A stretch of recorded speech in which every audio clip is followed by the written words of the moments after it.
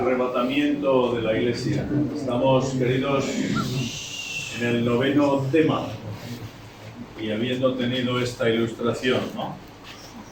En primer lugar, la clasificación por edades o dispensaciones de las etapas históricas. El primer día dijimos que el tiempo, en el concepto bíblico y revelado por el Señor, no es plano y sin propósito, sino hay unas etapas en las cuales Dios progresivamente nos ha ido hablando a los hombres. Y cada etapa tiene sus distinciones, como hemos visto resumidamente en este vídeo. Hay algunos otros autores o teólogos que han subdividido algunas de estas dispensaciones, estas 7, pero principalmente son 7 etapas históricas que se distinguen por la clasificación y por la revelación que Dios nos ha ido dando. Estamos en esa etapa final de la gracia y no hay salida, no hay remedio, es cierto. Las Escrituras nos vienen advirtiendo muy claramente, ¿no?, de que la Iglesia es el pueblo que ocupa el fin de la etapa de la gracia y esa Iglesia va a ser llevada por su Señor. Venimos viendo estos días, ¿no?, las cartas a los tesalonicenses. Y ese llevarnos por el Señor va a ser de los que han muerto en Cristo y también de los que vivimos. Y nos reuniremos con el Señor, ¿dónde?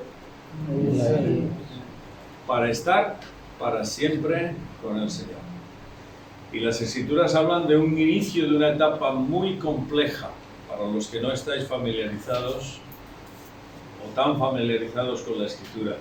Y esa etapa se llama la Gran Tribulación, donde surgirá después del tiempo de apostasía, que venimos diciendo que vivimos en una apostasía creciente en nuestros días, y hay algo que detiene la manifestación plena del anticristo, del hijo del pecado. Hay algo que lo detiene. Y decíamos el otro día que posiblemente, no se nos dice con nombre y apellidos en las Escrituras, pero podemos deducir que quien lo detiene, ¿quiénes eran? ¿Quiénes dijimos? ¿La Iglesia? ¿Perdón? ¿El Espíritu? El Espíritu Santo, porque detener al hijo de pecado no lo puede hacer cualquiera, ¿no? Entonces el Espíritu, con su presencia, ¿dónde? En su pueblo, en la Iglesia.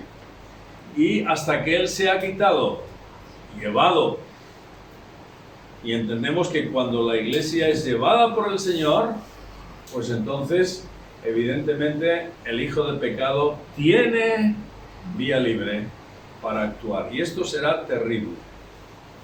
Terrible. Terrible porque la manifestación, el misterio, el trabajo de iniquidad y de maldad será horrible. Y se llevará a cabo con engaño, con astucia, en la primera parte, por lo que sabemos, la primera parte de esos 7 años, con astucia, hasta el punto de que Israel sea engañado, tal como las profecías de Daniel principalmente nos avisan. Y evidentemente en la segunda parte es cuando se manifestará el poder malicioso, diabólico del hijo del pecado. Esto está profetizado, ¿vale? Y no quisiéramos estar en ello, la verdad.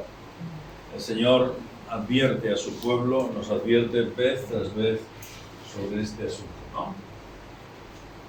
Así que con el arrebatamiento de la Iglesia, del pueblo del Señor, cuando su Iglesia es llevada, pues entonces acaba el tiempo de los gentiles. Lo que en la Escritura se llama la plenitud. Comienza la plenitud de los gentiles. La plenitud quiere decir, en las Escrituras se habla varias veces de esto, de que el tiempo de la gracia tiene los días contados. La plenitud es que se acaba el tiempo de gracia, de ofrecimiento del Evangelio, de la redención a todos los pueblos y naciones. Acaba ese tiempo. Por favor, ¿quién puede leer en voz alta este texto? Juan 14, del 1 al 3. Y después otro hermano, por favor, 1 Tesalonicenses 4, 16 a 17. Juan 14, del 1 al 3.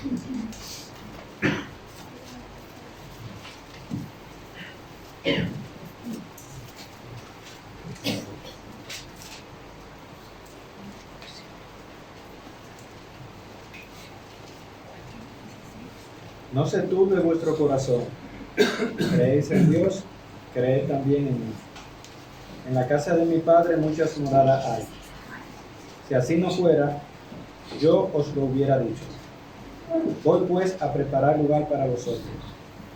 Y si me fuere y os preparare lugar, vendré otra vez y os tomaré a mí mismo, para que donde yo estoy, vosotros también estéis. Gracias, muy amable. Los discípulos en este momento, en este contexto en el que el Señor comunica estas palabras, son las horas previas a la cruz, y el Señor Jesús quiere infundirles consolación, quiere infundirles tranquilidad, quiere infundirles cercanía, quiere dejarles muy claro que aunque Él se va, porque así estaba previsto en su ministerio, pero Él volvería para estar con ellos. Y además su promesa de vuelta estaba sellada por la presencia del Espíritu Santo, que iba a comenzar su ministerio en Pentecostés, ¿no? Unos días más tarde. Entonces las palabras del Señor, que muchos conocemos muy bien, es: no se turbe vuestro corazón, no os quedéis turbados, inquietos, desalentados. Si vuestra fe está en Dios, creed en mí.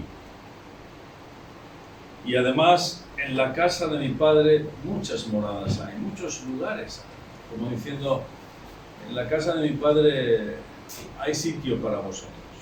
Voy pues, ¿a qué? Preparar lugar. Y si me fuere y os preparare lugar, vendré otra vez y os tomaré a mí mismo, para que donde yo estoy, vosotros también estéis. Y estas palabras consoladoras del Señor las hemos de tomar como otras del Señor.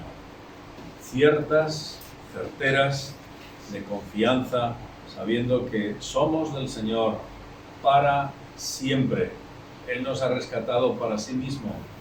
Yo, dice el Señor, os tomaré a mí mismo, para que donde yo estoy, ¿qué? Y hace una alusión velada, porque no la explica aquí, al hecho de que estaremos con Él. Y por tanto, luego se nos revela en otros textos bíblicos que nuestro estar con el Señor va a ser para reinar junto con Él y servir junto con Él. Reyes y sacerdotes, ¿no? Un reino de sacerdotes con el cual formaremos equipo con el Señor, ¿verdad? 1 Tesalonicenses 4. Por favor, ¿quién lo puede leer también?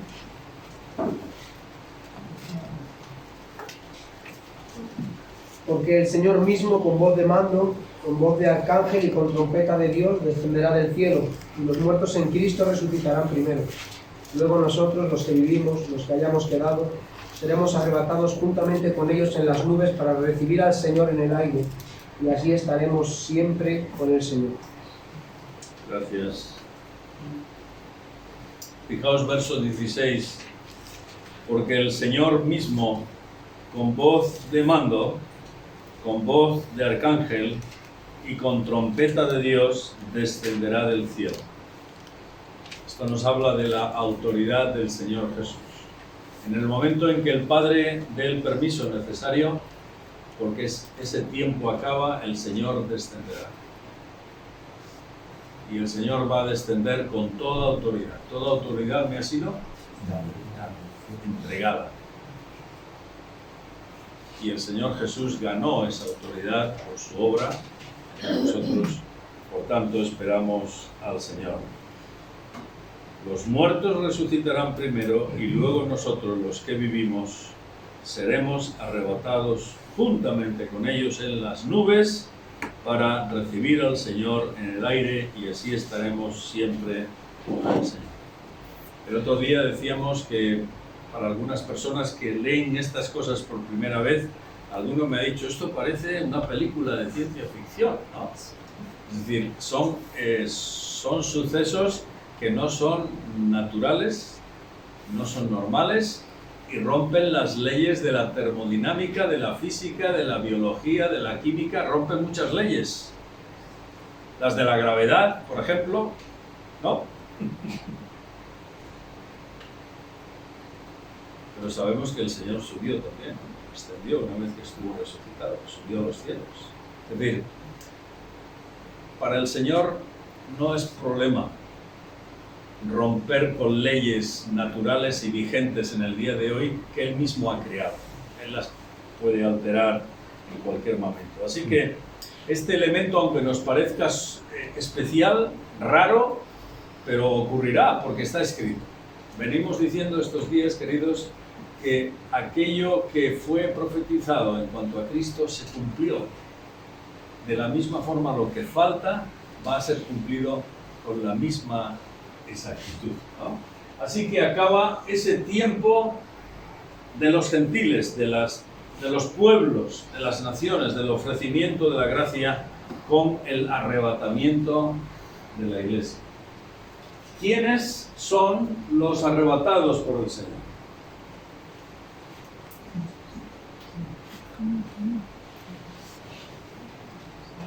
Lo que quedemos vivos, la iglesia, claro, Los que quedemos vivos. o sea, la iglesia, ¿no?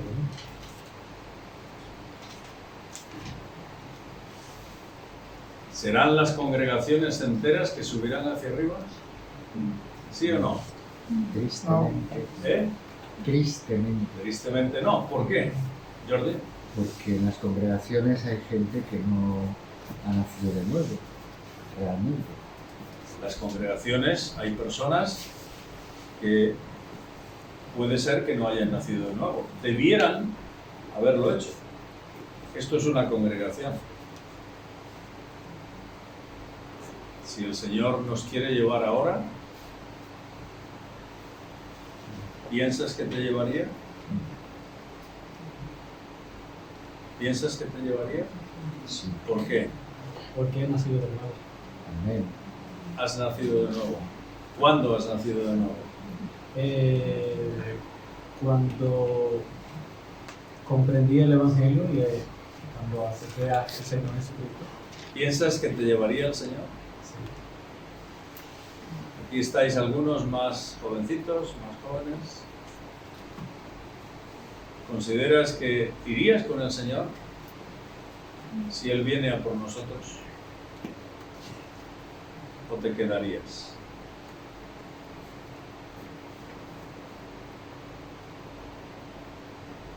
No depende de nosotros meramente, sino de aquello que hemos hecho con el Señor. Aquella entrega que hemos hecho al Señor. Aquel reconocer su obra en la cruz por nosotros. Aquel reconocer mis pecados y arrepentirme de ellos y confesarlos ante Cristo para que Él no solamente los perdone, sino Él sea mi Salvador. ¿Lo has hecho? Hay alguien que no lo ha hecho. Es un buen momento para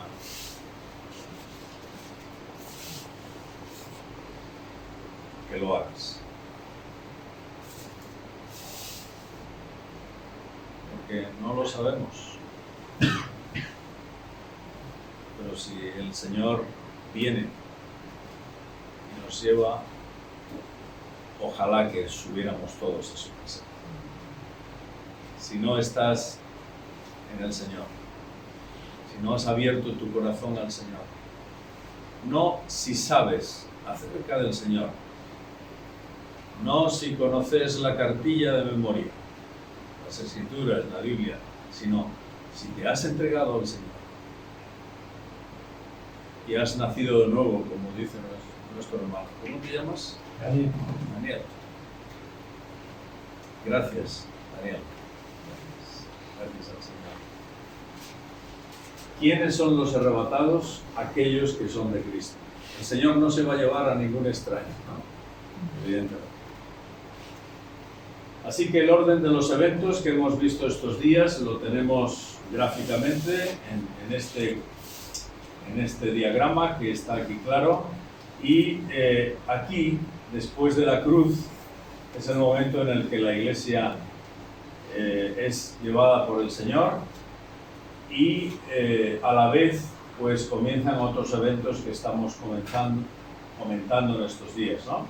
La gran tribulación con sus eventos y los juicios distintos, hasta que pasada la gran tribulación sea la segunda venida de Cristo pública, explícita a la tierra, tal como los profetas de Israel habían anunciado. ¿Por qué del arrebatamiento? Vamos a acabar con esta sección esta vez. ¿Por qué del arrebatamiento? El Señor distingue etapas. La iglesia fiel es llamada por el Señor a ser librada de esa hora de la prueba, y también somos llamados a ser liberados de la ira y del juicio divinos. Y esos comienzan justamente en esa llamada tribulación, en mayúsculas, ¿no? Por favor, ¿quién puede leer este texto, Apocalipsis 1:19, que lo vimos el otro día?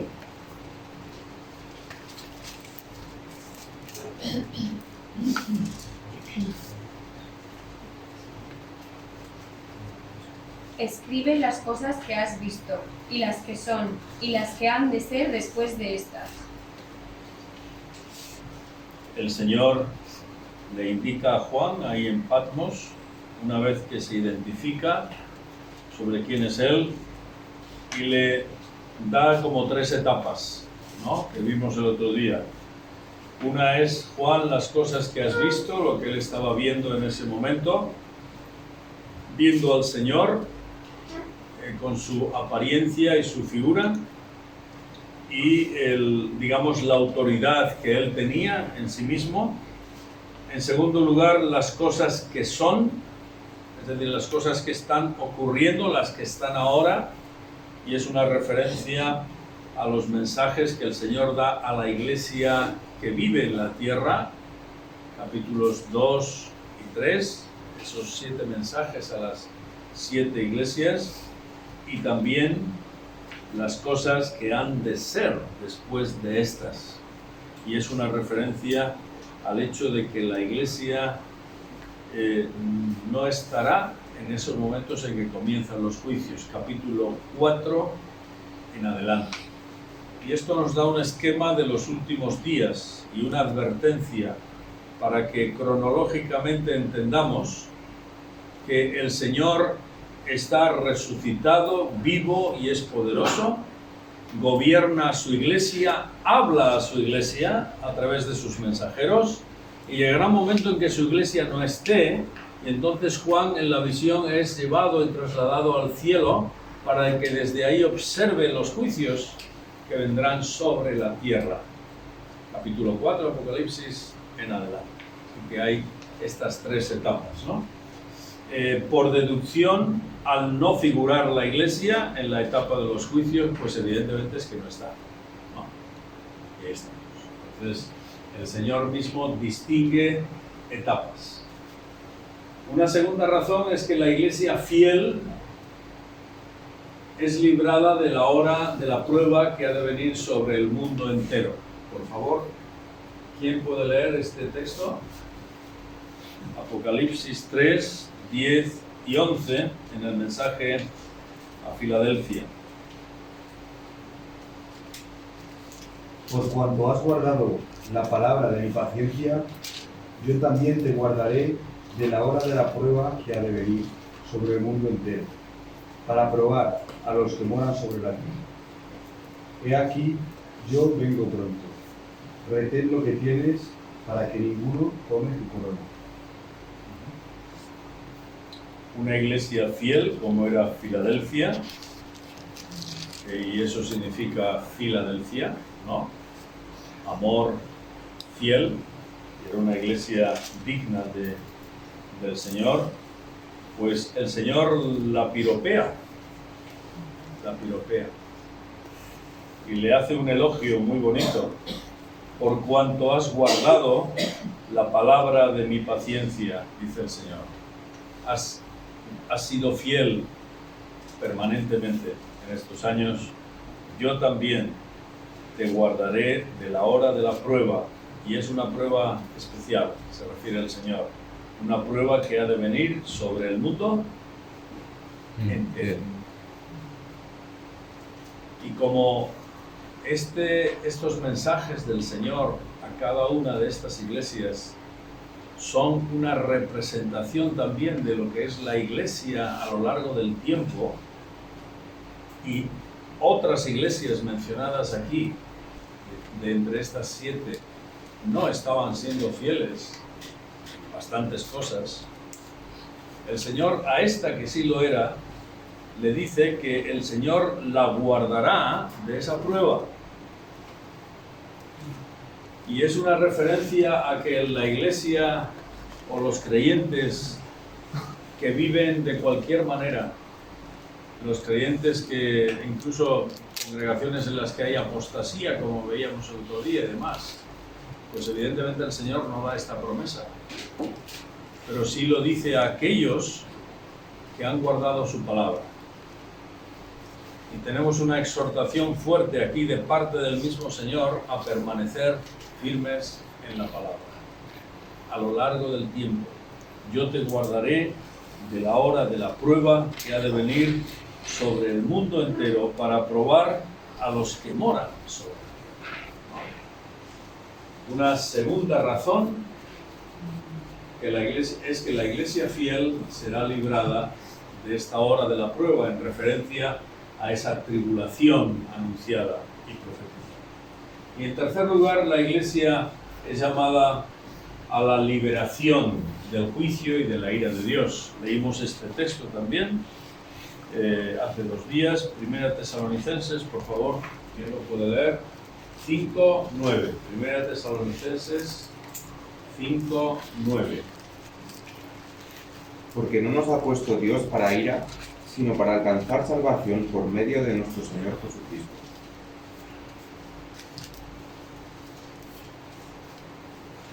En el verso 8 anteriormente, el apóstol dice: pero nosotros que somos del día, seamos sobrios, habiéndonos vestido con la coraza de fe y de amor, y con la esperanza de salvación como yelmo, como preparación, ¿no? Como vivir preparados para la llegada del Señor.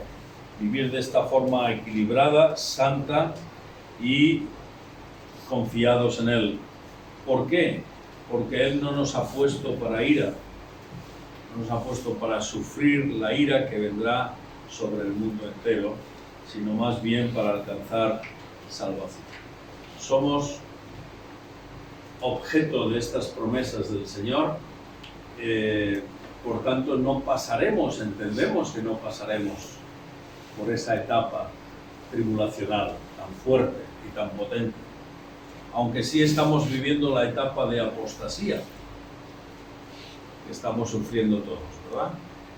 Entonces nos toca, queridos, mantenernos en esa paciencia y en esa espera de parte del Señor. Esta noche podría hablar más de este tema, pero no quiero abusar de nuevo del tiempo, una vez que nos quedemos con esta imagen, con la idea de que estamos a las puertas, de que el Señor puede venir a por nosotros en cualquier momento. Así que su venida, veíamos hace 2 días, su venida es inminente. No quiere decir, no necesariamente ahora, pero podría ser. Y nos ha dejado con esta advertencia.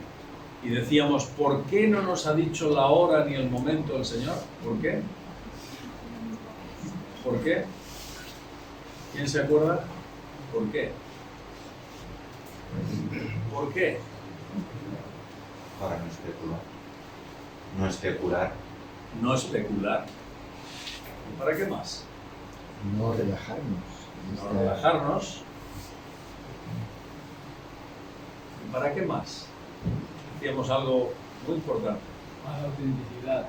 ¿Perdón? crear auténticos cristianos. Muy bien. Te has quedado con la idea, con la macro idea. Cristo está haciendo en nosotros una labor preciosa. Nos está formando y asemejando a su imagen. Y en ese proceso de esperanza y de paciencia estamos caminando juntos. Porque si no, una vez que una persona fuera salva y conociera el Evangelio, el Señor le podía llevar, pero no lo hace. Así que hay un propósito. ¿Cuánto tiempo? No sabemos. Ahí está la advertencia profética. Los muchos detalles, que hay muchos en estos vídeos, en esta peliculita, que ¿os acordáis de la película? La parte final, ¿cómo se llamaba? ¿Dejados atrás? ¿Dejados atrás la película? Sí. Pues una película más larga que cuenta toda la historia de una familia y demás, y cómo unos se van y otros se quedan, ¿no? Pues hay muchos detalles que son sugerencias noveladas, pero bueno, está basado en la verdad de las escrituras, de que así puede ocurrir, ¿no? Ciertamente. Bueno, esperamos vernos por la mañana. Esperamos vernos por la mañana. Si no estás en el Señor, permite que lo recuerde. Estarás solo aquí por la mañana. Si los demás se niegan. Si no, estaremos juntos. Pero recuerda, no sabemos hasta cuándo el Señor nos da la oportunidad. Y hemos de estar disponibles, dispuestos en cualquier momento para que el Señor venga por nosotros. Hemos de tener como esas vírgenes la lámpara, ¿cómo? Con aceite, comunión con el Señor, para que ese fuego, ese celo no se apague, ¿no? Amén.